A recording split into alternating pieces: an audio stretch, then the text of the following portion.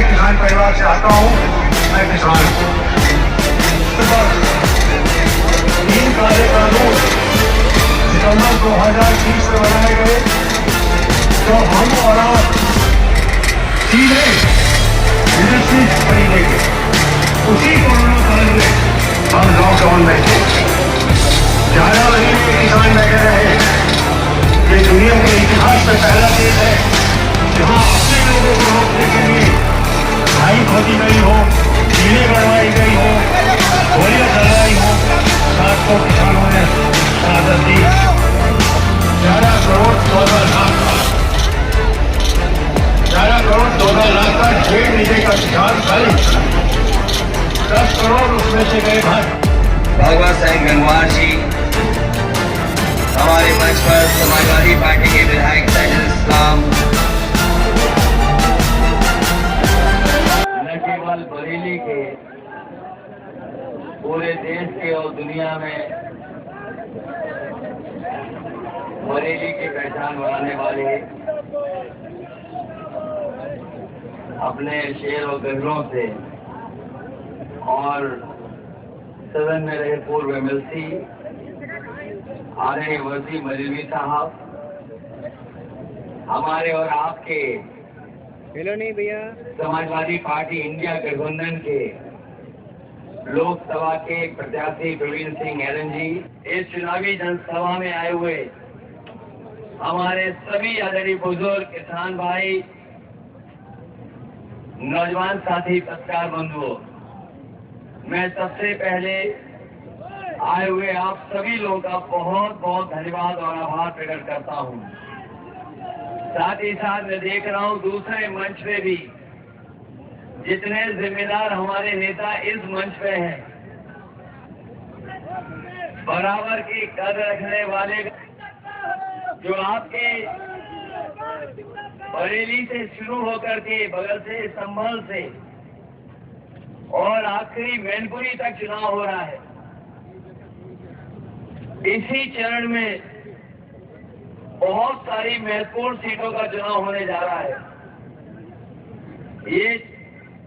ये चरण समाजवादी पार्टी और इंडिया गठबंधन को सभी चरणों से ज्यादा सीटें जिताने जा रहा है। और बरेली के लोगों ने जब मन बना लिया है, संभल में होके आया हूं, तो मैं ये कह सकता हूं कि इस चरण में समाजवादी पार्टी और इंडिया गठबंधन 100% सीटें जीतने जा रहा है।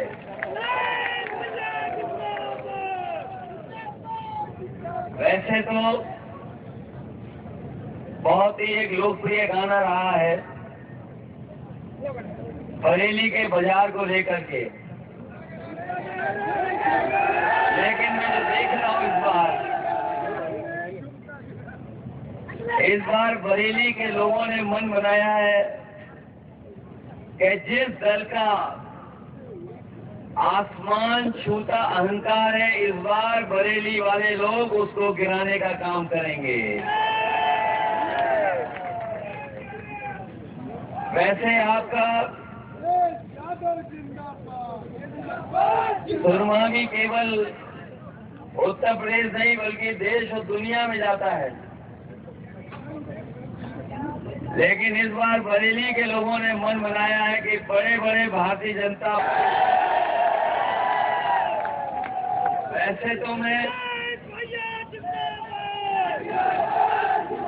अभी मंच पे जो सुना हूं है, जो भाजपाइयों के अंदर दरार है, और सुनने में आ रहा है कि एक दूसरे को सुरमा लगा रहे हैं। मुझे पूरा भरोसा है कि इस बार समाजवादी पार्टी के प्रत्याशी ऐतिहासिक वोटों से जीत करके जा रहे हैं। ये 2024 का चुनाव हमारे आपके भविष्य के साथ साथ आने वाली पीढ़ी के भविष्य का भी चुनाव है, जहां हम किसान के, नौजवानों के, व्यापारियों के और आम लोगों के सवाल पर आपसे बातचीत कर रहे हैं। वहीं ये चुनाव संविधान बचाने का भी है। हमारा संविधान बचेगा तो लोकतंत्र बचेगा। कभी इस धरती पर समुद्र मंथन हुआ था। ये 2024 का चुनाव लोकतंत्र का, संविधान का मंथन का चुनाव है। एक तरफ तो वो लोग दिखाई दे रहे हैं जो संविधान को खत्म करना चाहते हैं, संविधान के भक्षक हैं। दूसरी तरफ हम और सब आप लोग हैं जो संविधान की रक्षा करना चाहते हैं, संविधान को बचाना चाहते हैं। ये बीजेपी के लोग बरेली की जीत को जानते हैं।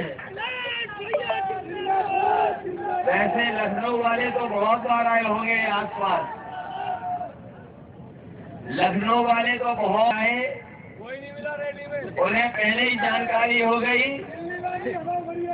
केवल 1 किलोमीटर में घूम करके चले गए।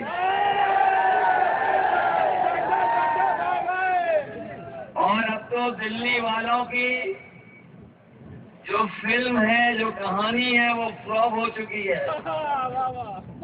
उनकी कोई झूठी कहानी सुनना नहीं चाहता। और उनके घिसे पिटे जो डायलॉग हैं अब भी जनता में चल नहीं पा रहे हैं। और सुना है कि जो लोग डबल इंजन की सरकार बताते थे, बड़ी बड़ी होर्डिंग लगाई है, उसमें एक इंजन पहले से ही गायब है।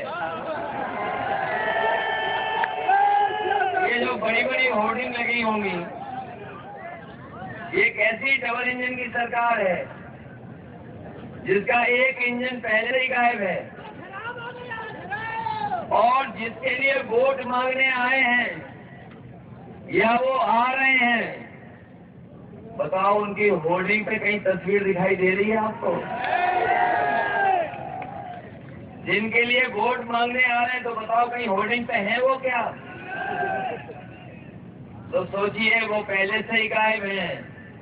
और जब बरेली वाले वोट डालेंगे, जो एक हैं वो भी गायब हो जाएंगे। इसलिए हम आपसे निवेदन कर रहे हैं, हमारे किसान भाई जानते होंगे, यहाँ के किसान गए दिल्ली से लेकर के हर जगह सरकार के खिलाफ लड़ते रहे। और एक ऐसा समय आया जब सरकार ने 3 काले कानून लाने का काम किया था।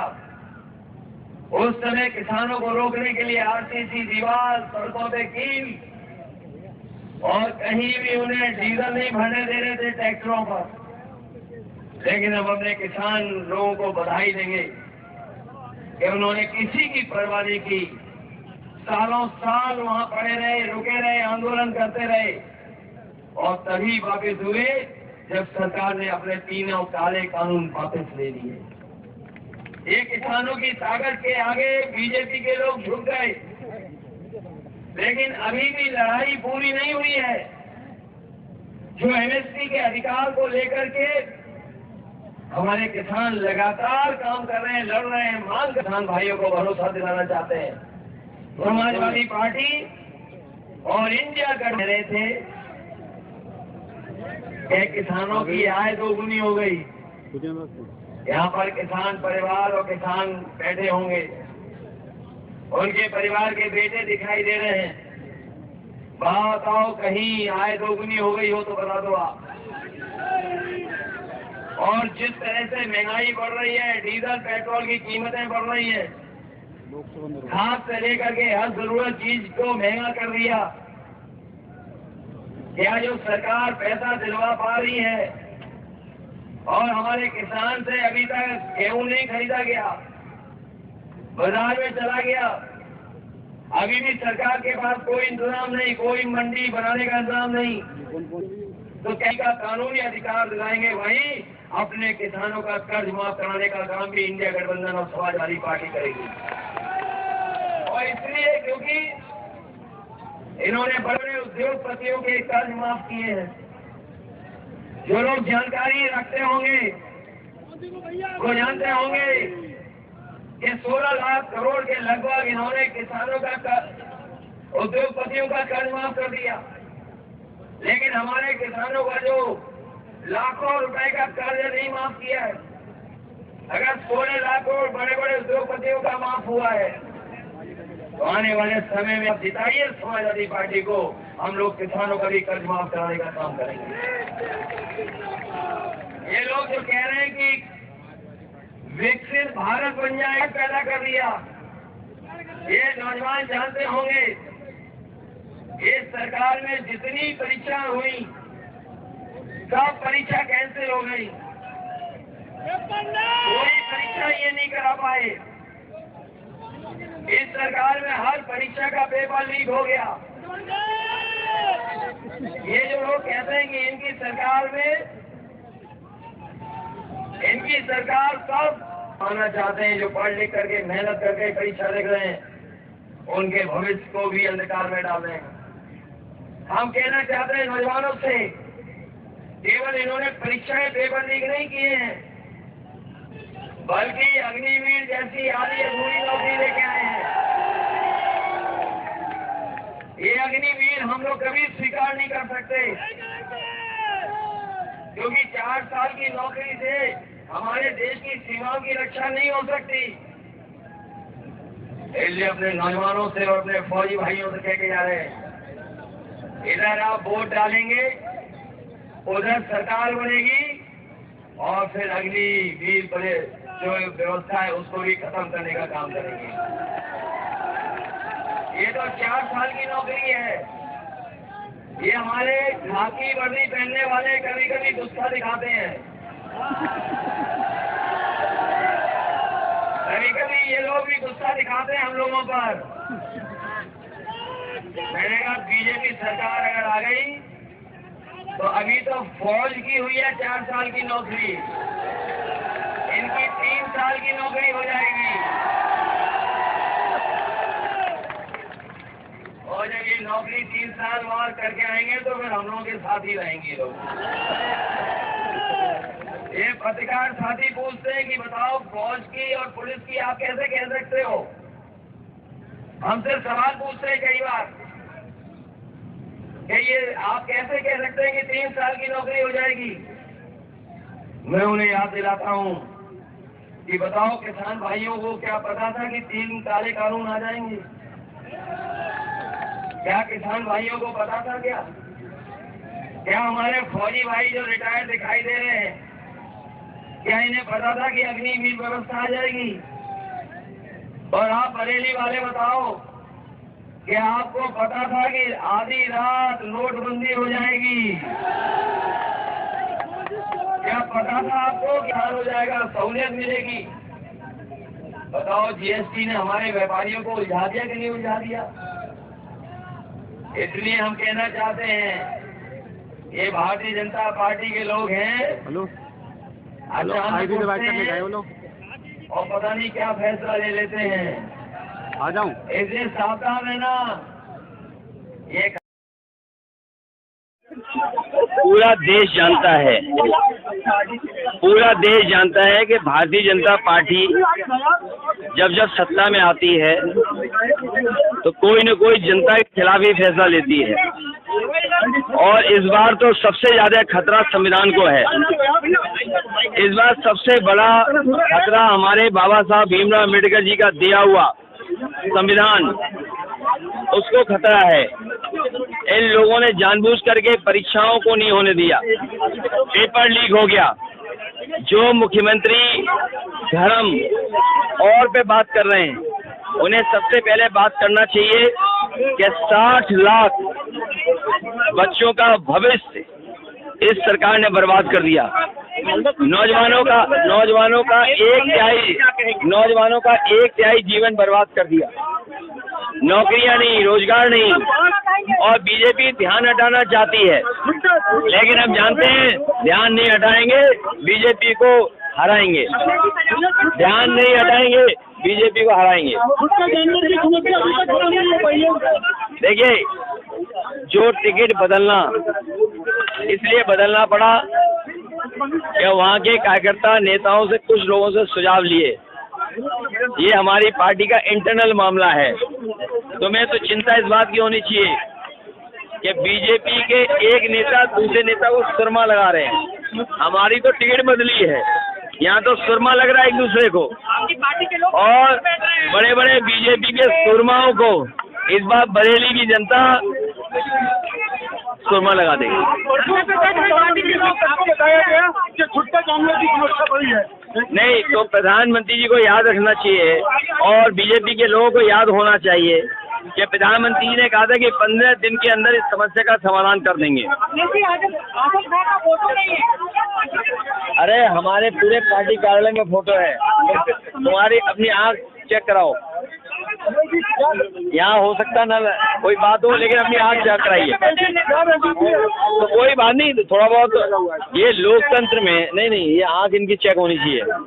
हाँ, वाकई में आँख चेक होनी चाहिए। नहीं, इनकी आँख चेक करने की जरूरत है। और सुरमा नहीं लगाते हो तुम?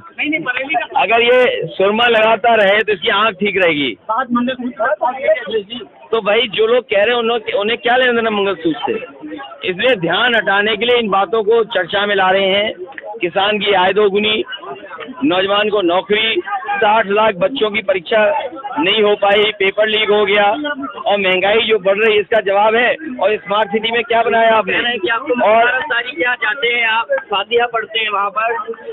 देखिए, ये आप अपनी तरफ से कह रहे हो। अगर मुख्यमंत्री ने कहा है तो चुनाव आयोग इन पर कार्रवाई करे और जो धारा बनती है उन पर लगानी चाहिए। जो चेहरा तुम्हें अच्छा लगे। 400 के बारे में क्या कहेंगे? 400 पार ये गलत संख्या है। अब 400 पार नहीं बोल रहे हैं। हमारी सब सीटें आ रही हैं, एक में लड़ाई है, बाकी सब सीटें आ रही हैं। योगी जी कह रहे हैं कि 2 शहजादों की जोड़ी पहले भी बन चुकी थी। आपने योगी जी का वो नहीं देखा योग करते हुए? अरे पहले योग तो सीखें वो उनकी पार्टी का अपना फैसला है, वो फैसला लेना चाहे जो भी। ठीक है सर। बार एक बात कह रहे हैं कि संविधान बदल देंगे, आपका क्या कहना है?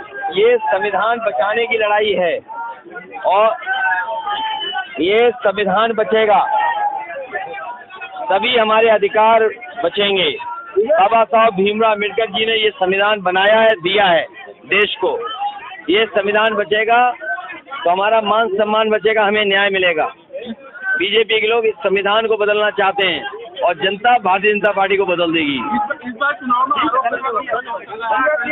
अरे चुनाव है ये तो कहा जाएगा, लेकिन आपकी जिम्मेदारी बड़ी है।